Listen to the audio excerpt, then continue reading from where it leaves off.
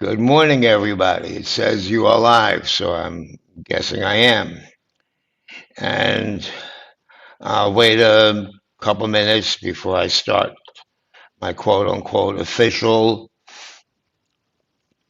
presentation. Good morning, Boomer.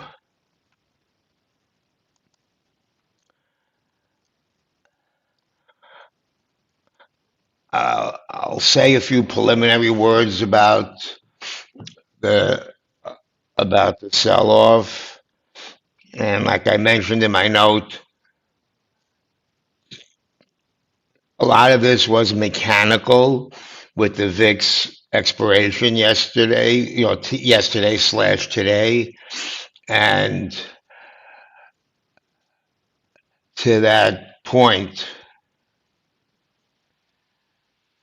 let me just find this over here. To that point, where is it? Over here. If you guys can see this, here was all the calls that were bought yesterday at 15, 15 and a half, and 16. That mechanically pulled VIX up, which then spilled over into the vol space in general, which then tipped us below that, whatever the number was, that 63, 40, 35, where the icy whale had that long iron condor. And once we were trapped below that, we were trapped below that. Also, we bounced and closed above that 6405. Why was the 6405 important? Early in the day, we had, I don't remember off the top of my head, around 15,000 contracts of an iron condor that came in at 6405, 6400. And I forget what the top was. It might have been 80 or 85. How do we trade VIX? Do we use VIX hedge? I use VIX to hedge my account rather than puts or calls, whatever. I do a little bit of put flies and debit spreads in in SPX, but I prefer using VIX, and and we'll do something more detailed for the subscribers, maybe on a special chat. Crap, hold on.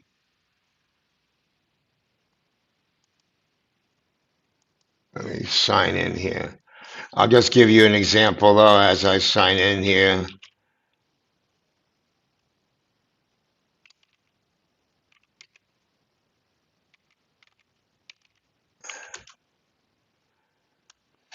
And on Twitter,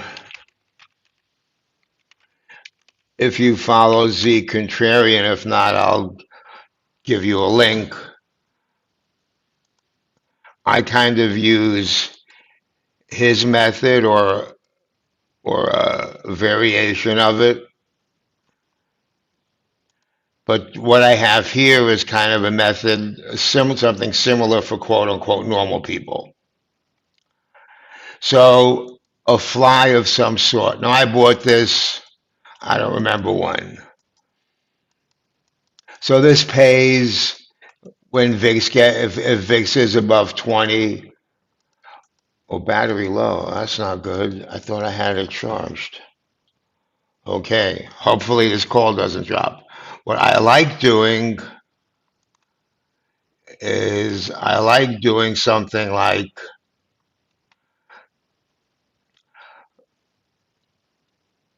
I like doing something like this 16, let's just say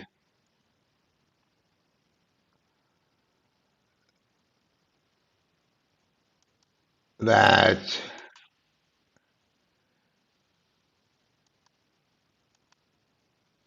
I like doing something like that, a 1/3 ratio for a credit.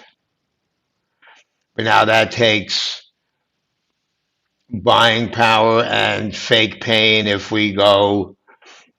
VIX goes up. So that's my preferred way to do it. If not VIX flies or VIX calls or VIX call ratios like this, VIX broken wing flies, something like that is what I prefer.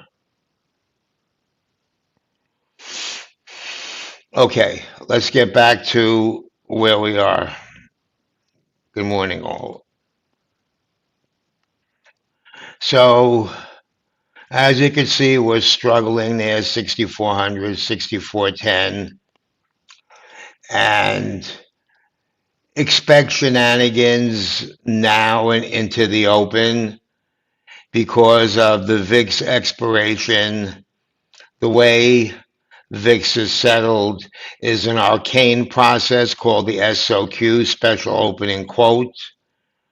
And I've read the details a few times. I kind of know them, but kind of don't. But basically, market makers put in like a bid for what the open is going to be. Opening quote. Now let's just say they say 16.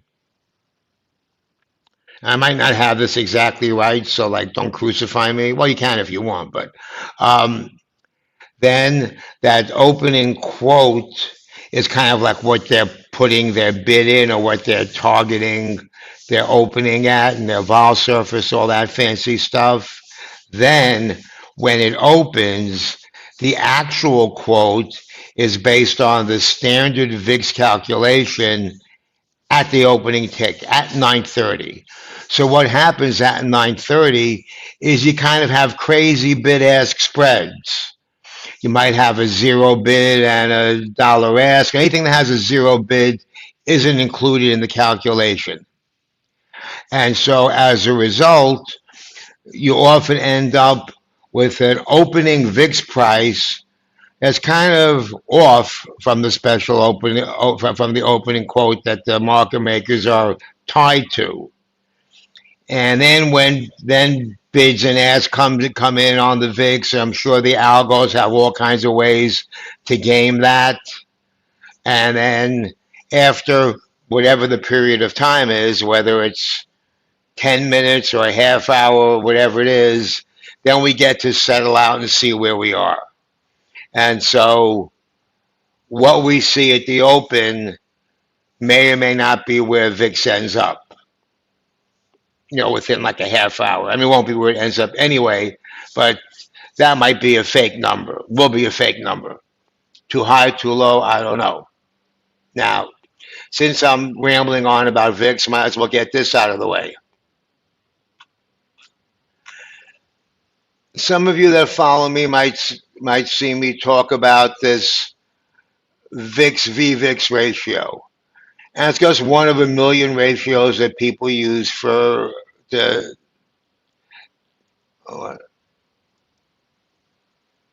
update on all charts, whatever.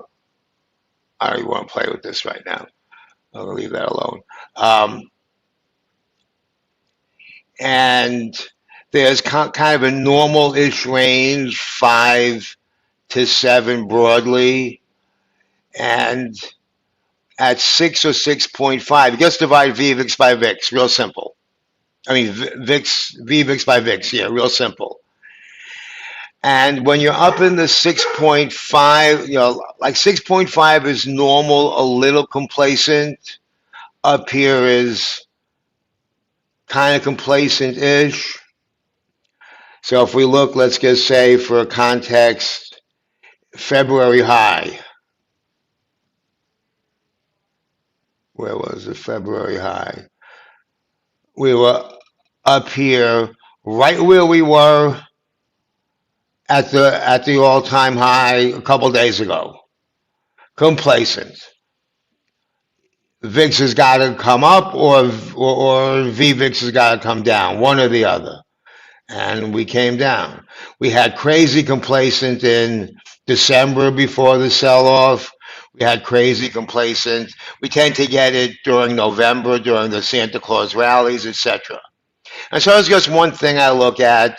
And so we're still in the complacent-ish range. So either VIX has to come up towards 17, 18, or VVIX demand for VIX calls has to come down for the ratio to normalize itself. And so here's VVIX. We see the demand for volatility is 102. Over 100 is kind of considered a standard inflection point. And here you can see where it is when we were at August, like again near expiration, it was down in the 95 range, which is okay, normal-ish. And we were down in the 80s, that's kind of too low. And so the volatility space is kind of trying to decide what vol is going to be acceptable going forward. And that's kind of my take on it. I'm a volatility tourist. I'm not a in the weeds vixologist, but I think we as SPX traders or as whatever kind of traders we are have to at least have a somewhat of an idea of what's going on in this space because it affects everything. Okay. Now let's get to the main event, SPX. And for that, of course, all right, that's Unusual Whales Periscope that I'm just kind of playing with. Let's go to option depth, which is the shit. Okay, breakdown by strike. Let me just make sure I have everything set right. Looks like I do. So I'll tell you what I see here. What I see is 6,400 to 6,415 positive gamma, so we're kind of stuck in it. If we break below 6,415, we got a little chance here at 6,390, which also happens to be a TA level. I saw some TA people draw lines there, and it looked right to me. And below here, now we're back in negative gamma. Market makers short gamma. Now, not crazy big numbers, but still not where you want to be. And we have some kind of positive gamma supportive stuff. Again, not crazy big numbers, but better than a kick in the teeth. And 6,350 would be the next target down. I'm just giving like the bear case first because that's where I happen to be. The big positioning is that, okay, I'm getting recharge headset notice.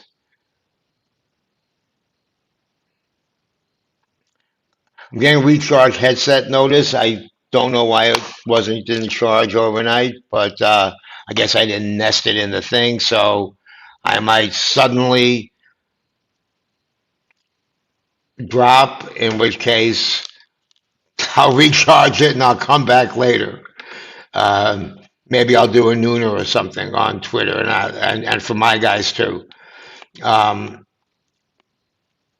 so 6,330 is where the big stuff was sold.